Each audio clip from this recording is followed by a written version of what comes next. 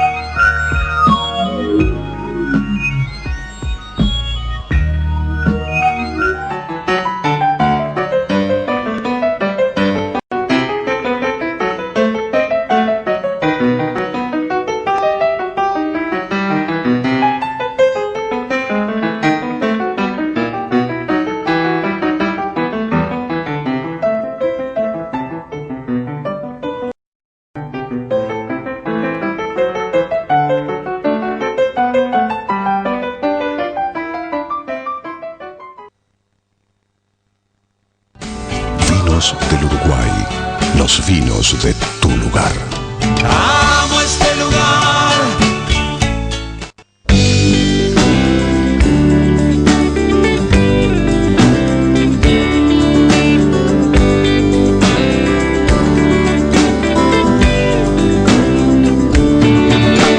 Te hablo, joven de adelante, y uso un español antiguo. Llevo este pequeño museo que puedes recibir en tu pantalla, que puedes ignorar con tus amigos. Este cuadro que está acá es justamente del 92, donde estaba todo lo de los 500 años.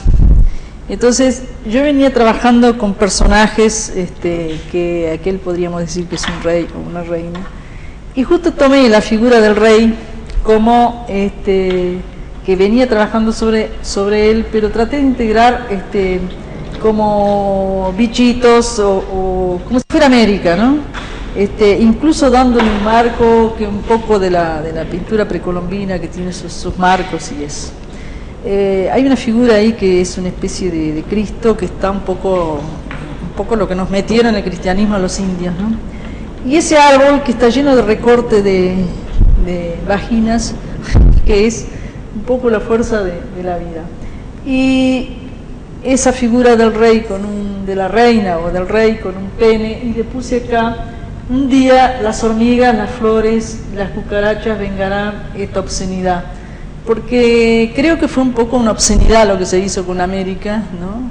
Ignorando nuestra cultura, imponiendo una cultura de afuera, que hoy se ha hecho una especie de interacción de cultura, ¿no? Pero en ese momento es como que había una especie de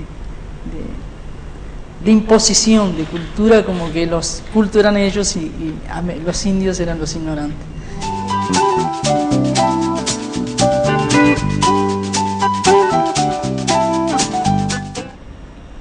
¿Es una mulita? Es una mulita. Bueno, la mulita es...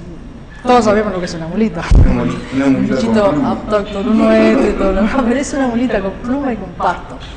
Pero hace tiempo que estoy usando la mulita como un animal con el que me he identificado.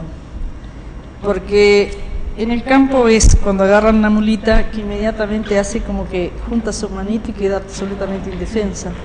Pero tiene un cascarón que le permite sobrevivir. Entonces es como que mi identificación es por el cascarón que me he tenido que armar por la sobrevivencia.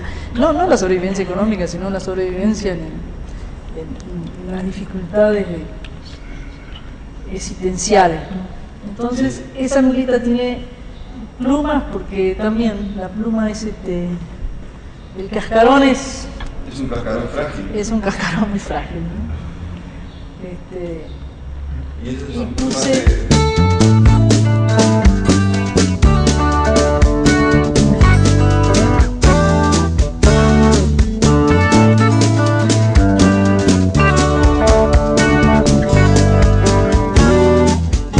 Salí a la la calle un domingo, pensaba dar una vuelta. Mi barrio es medio cambiante por horas o por vecinos. Me acuerdo que una patota. Yo nací en Mataojo de Salto.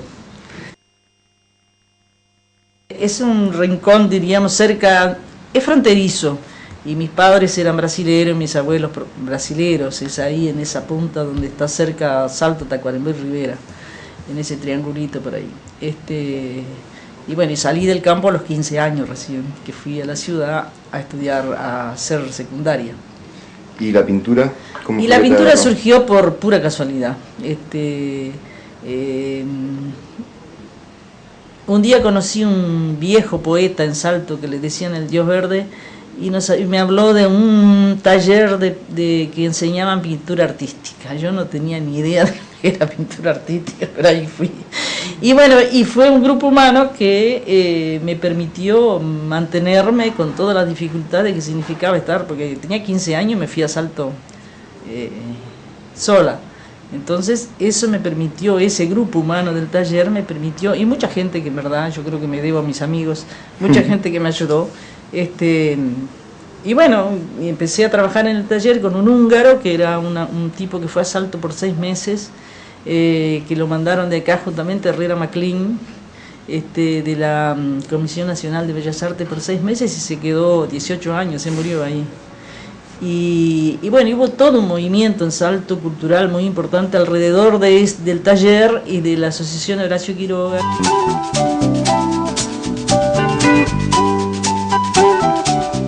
Son documentos del liceo de Salto, que yo tuve que dar un ingreso y todo eso me costó mucho, venía de la escuela rural.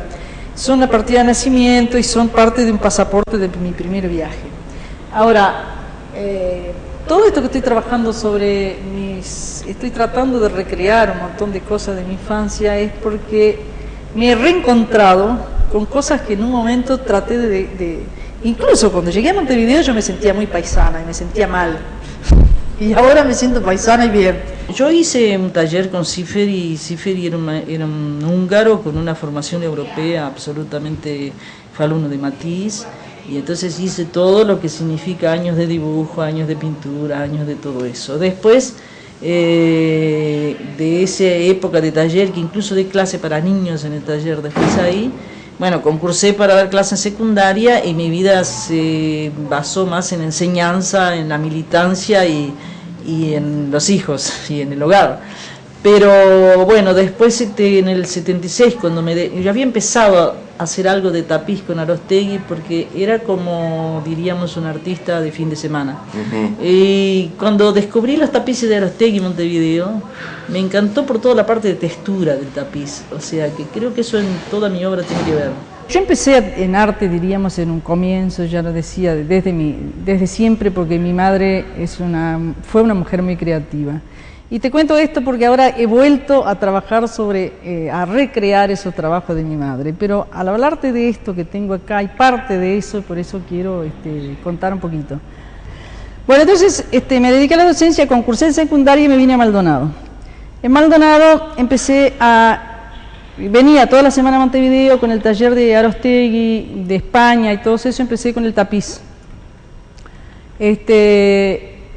Y estando ya trabajando en tapiz y viviendo en Maldonado, vino el periodo de la dictadura, que me sacaron de secundaria, y por suerte ya estaba trabajando en el tapiz, trabajando con una galería de Buenos Aires, y todos esos años de la dictadura viví, y viví la verdad que mejor vendiendo tapices en Buenos Aires que lo que yo ganaba en secundaria. Lo que pasa es que a mí me gustaba la enseñanza. Bueno, cuando volvió, diríamos, el gobierno democrático, yo reingreso a secundaria, pero ya me había acostumbrado, la verdad, a otro tiempo, ya me interesaba más todo esto, y bueno, me jubilé de secundaria y me volqué de lleno al arte, diríamos full time.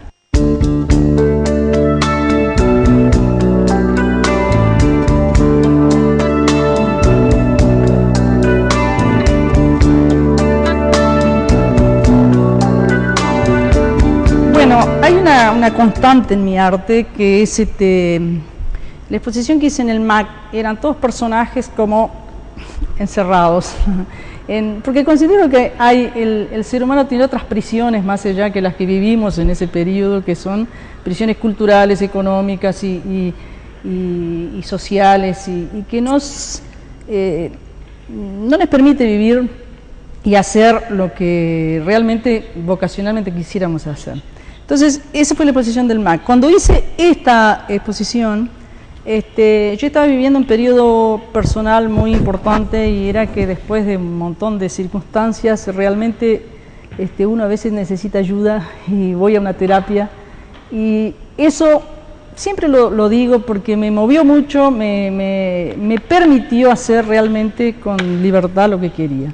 Y hice toda esa serie que se llama Rituales, Mitos, Espejos y Mentiras, que era raíz de todas las mentiras y de la doble vida que tiene mucha gente, ¿no? O sea, culturalmente te obligan a una imagen y tú individualmente de repente, o sea, la gente de repente, porque la cultura lo obliga a una imagen, tiene una doble vida. Entonces, de ahí los rituales, mitos, espejos y mentiras. Caballitos también, esto es una serie que estabas haciendo. Es una serie que hice en el plan, es una instalación donde recreé todos los juguetes que hacía mi madre cuando era muy chico. ¿Tu madre te hacía los juguetes?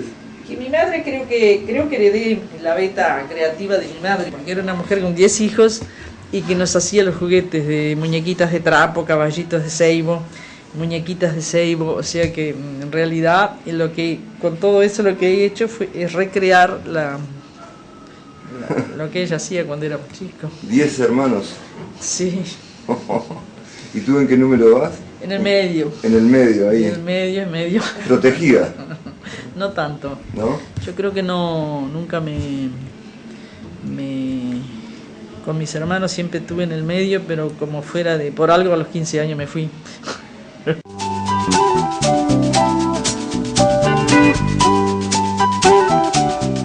Quisiera decirte de esta obra, que no hablamos de ello. Esto es parte de la obra que estoy trabajando ahora sobre las muñecas. Son muñecas muy especiales, pero son muñecas, mi madre quizá las muñecas de ellas eran más dulces que mis muñecas, pero estoy recreando eso. Y de ahí justamente el título de esta serie, que fue una exposición que hice en San Diego, en California, se llama Huellas y Fracturas, justamente por volver a todo ese pasado y las fracturas que significa para una persona del interior es salir de su medio, aunque uno quiere crecer, pero realmente son fracturas, que es un poco lo que yo te contaba de cuando hice mi primer viaje.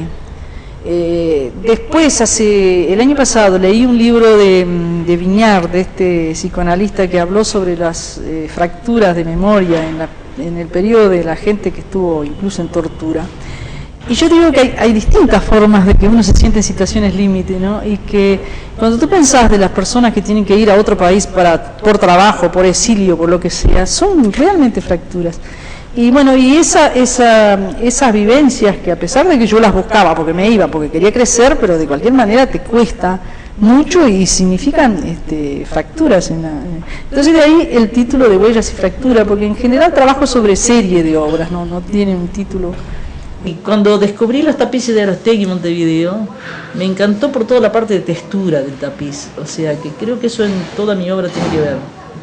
Y bueno, y empecé con Mario España a estudiar tapices, que vine a unas clases, no pude venir más, pero a raíz de eso que me integré al taller Montevideo de Aróstegui, justo vino después la época de la dictadura, que nos destituyeron a mí y a mi marido, entonces el tapiz fue el que me salvó. Y pasé todos los años de la dictadura trabajando con tapices, pero diríamos, no era una forma de expresión más que cuando se hacía un encuentro de tapices. Y antes era, bueno, tapices comerciales, que viví de eso, ¿no? Durante todo ese tiempo. Pero cuando había algún encuentro de tapicería me permitía hacer otra cosa. Y si mirás ahora aquello que hice y lo que tiene que ver con el campo ahora, no era muy consciente, pero estaba la temática de los búhos, de unos búhos dobles que hacía, que eran madre y padre y bichitos. O sea, si uno mira la relación, está grabando. Te hablé de todos los años que viví, diríamos, trabajando en tapices. Y como ocurre con tu obra, con la mía y la de todos los que queremos hacer algo en la cultura, hacía una cantidad de trabajos que vendía en la Galería de Buenos Aires y a argentinos que me encargaban, y hacía trabajos como este, que no le vendés a nadie, salvo a una colección como esta, donde esto es parte de un trabajo, porque acá dice La Duquesa, y este trabajo era un espacio en la pared y que continuaba por el piso, y que hay una crítica de esto que la hizo Torres, que decía que era un altar profano. Y la realidad es que toda mi obra es muy autorreferencial. Yo cuando hice esta obra coincidió con la salida de la dictadura, o no me acuerdo si estábamos en el 85, sí, la salida de la dictadura, y era La Duquesa y una serie de como muertos, o sea, unas cosas con yeso que eran como muertos en el piso, eran mis muertos. Entonces, claro, es como dice Eco, una obra tú la haces y después queda abierta la interpretación del que la mira. Entonces la crítica se fundamentó un poco, Torres decía un altar profano, como se llamaba ellos y la duquesa, pero ellos eran mis muertos y la duquesa era una cosa que tenía también que ver con mi análisis, ¿no? Una referencia muy personal. Y la interpretación fue que era como los muertos nuestros del periodo ese. No tiene nada que ver, pero coinciden cosas, ¿no? O sea, yo también estaba involucrada en todo eso, pero la intención de mi trabajo era una cosa muy autorreferencial. Entonces, este parte de ese trabajo que pude recuperar, porque el resto no lo pude recuperar porque no tenés ni dónde guardar una obra así. Bien, cortado. Para una feria en Puerto Rico. Ajá. Estoy en eso, ayer mandé una obra y tengo que ir afuera a terminar otras que estoy trabajando para el Zorrilla, pero que voy a mandar 4 para allá. Pero bien.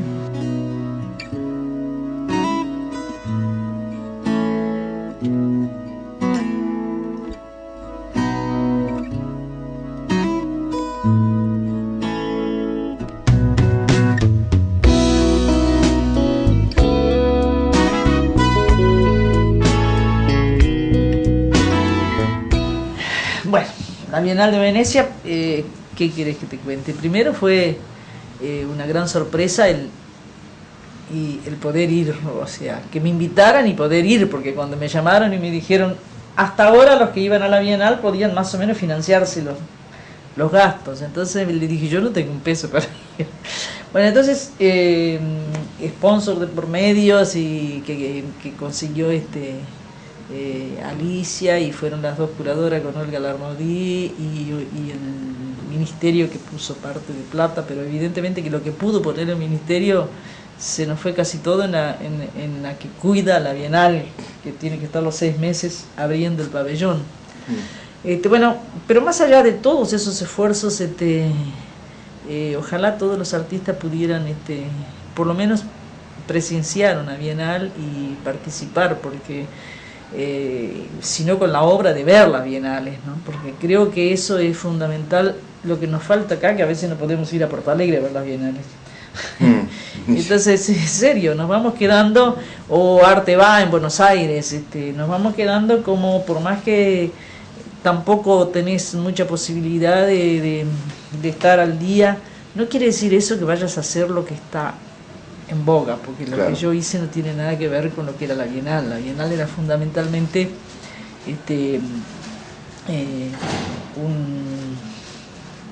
un evento de una gran demostración de un gran movimiento de mercado, de galerías, de multimedia, de todo la informática, bueno, todo lo que no es mi mundo, diríamos. Yo llevé cosas opuestas a eso, porque estoy trabajando sobre la cultura rural, o sea, de la mujer de campo, y eso es como... es tu tema. Es mi tema, pero digo, es un poco como volver a los inicios. Ajá. No, claro, no, pero es eso... tema, es tu inicio. No, pero digo, son mis temas de ahora, sí, tienes razón, pero digo, los inicios en el arte, ¿no? Entonces, pero de cualquier manera ver todo eso, incluso que otra mirada mire tu obra, y en realidad yo me vine muy contenta porque tuve, a pesar de las dificultades de idioma y todo lo demás, tuve comunicación con mucha gente, y mucha gente que de alguna forma nos comunicábamos, y tuve muchas notas en distinta prensa, artículos y todo eso que te da como un aval en el sentido de decir, bueno, acá todos nos conocemos, tú tenés una trayectoria, tenés toda una vida, diríamos, dentro de un camino hecho acá. Es como que la mirada en realidad es más simpática hacia uno, o es más... ¿Sentiste eso de que había...? No, digo, si uno compara, digo, uno acá está como entre amigos, vamos. Sí. Más allá de nuestras competencias de artistas. ¿Y allá? Pero allá era un público desconocido. Y sentí que no pasó indiferente. Ahí está. Aunque haya gente que no le haya gustado. Pero digo, tuve mucha receptividad y salió nota en revistas alemanas, en revistas en inglés, hasta una en chino salió, que tiene Alicia. Además todo lo que me dejaron en el álbum que la chica puso, que a mí no me gustan los álbumes eso, pero ella insistió y puso mensajes muy lindos, muchos que están en inglés o en el idioma que no entiendo, pero muy muy lindo, de email que recibí, o sea, comunicación después de gente que me mandó un mensaje, como una mujer que trabaja con gente que tiene un artista que trabaja con gente que tiene problemas, y entonces dice que trabaja con lo más arcaico del ser humano, y qué comunicación encontraba yo en eso, y me mandó un disquete, pero en alemán, tengo que hacerlo de traducir para poder responderle a esa mujer. O sea, esa cosa para mí fue muy linda. O sea, ¿qué es lo que más me importa? La comunicación con el otro. Yo creo que el pabellón uruguayo en la Bienal de Venecia, la sensación que tengo es que no hay una conciencia clara dentro de los poderes públicos, y te digo a todo nivel, de lo que eso significa para Uruguay. Porque el pabellón está hecho un desastre, porque el techo se llovía, sino fue todo por ayuda mutua que conseguimos de gente que nos arregló hasta con un nylon de la pared espárrago. Ese pabellón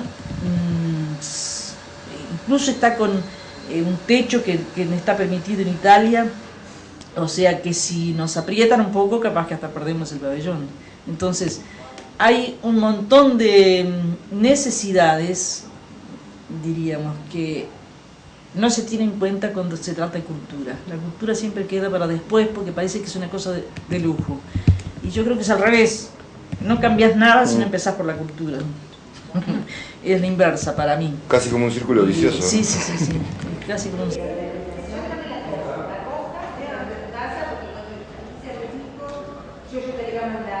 Ahora estoy trabajando a raíz de la Bienal de Venecia. Hubo un sponsor del Museo Zorrilla que tenía yo un compromiso de hacer una exposición allí, de mostrar la obra que yo quisiera, pero empecé a trabajar sobre eso de la Bienal, a pasar lo que llevé a la Bienal, que eran las traperas, o sea, parte de la Bienal, que sería el abrigo, porque se trataba de el alivio, el abrigo y el alimento, con cosas referentes a la cultura de campo, ¿no? Las traperas era parte del abrigo que se hace con ropa vieja, las frazadas.